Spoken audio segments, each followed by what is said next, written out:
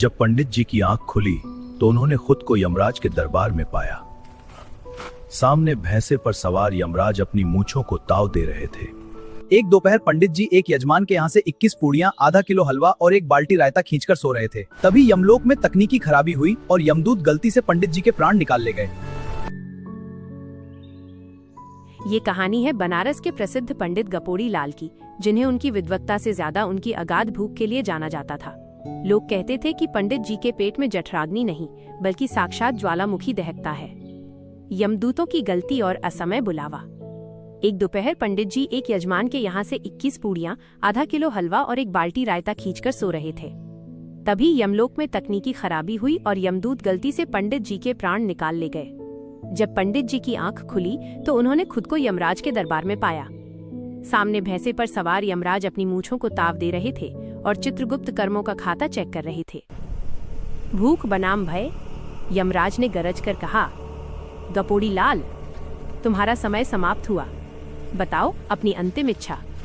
पंडित जी ने चारों ओर देखा और डरने के बजाय उदास होकर बोले, महाराज, नर्क में कड़ाही चढ़ती है या नहीं?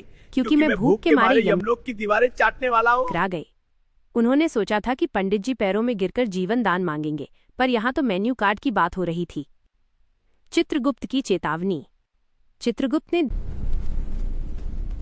प्रभु, गलती हो गई। गपोड़ी लाल की उम्र तो अभी 20 साल बची है, इन्हें वापस भेजना होगा। लेकिन समस्या यह है कि वापसी का पुष्पक विमान अभी सर्विसिंग पर गया है। पंडित जी, आपको गलती से ले आए। खाली पेट 2 घंटे? असंभव। मुझे अभी के अभी कुछ जलपान चाहिए, वरना मैं आपके इस भैंसे को ही शाही पनीर समझकर खाना शुरू कर दूंगा। पंडित जी, आपको गलती से ले आए। आपको वापस जाना होगा, पर अभी 2 घंटे इंतजार करना पड़ेगा। खाली पेट 2 घंटे? असंभव। मुझे लगता है कि कुछ भैंसे को ही शाही पनीर समझकर खाना शुरू कर दूंगा। अपनी इज्जत बचाने के लिए पंडित जी को यमलोक की रसोई में ले गए। वहाँ यमदूतों ने उनके सामने दिव्य पकवानों का ढेर लगा दिया। पहले 15 मिनट पंडित जी ने 50 स्वर्ण पूड़ियां और अमृत की खीर साफ कर दी। अगले 30 मिनट यमलोक के सारे फल और कंदमूल गायब हो गए। 1 घंटा बीतते बीतते यमलोक के रसोइये पसीने पसीने हो गए और हाथ जोड़कर खड़े हो गए। महाराज, राशन खत्म हो गया है। यमराज जी, मिठाई में कुछ ठंडा नहीं है क्या? वैसे आपके यहाँ का रायता थोड़ा फीका है। महाराज, राशन खत्म हो गया है। यमराज जी, मिठाई में कुछ ठंडा नहीं है क्या? वैसे आपके यहाँ का रायता थोड़ा फीका है। छुड़ाना।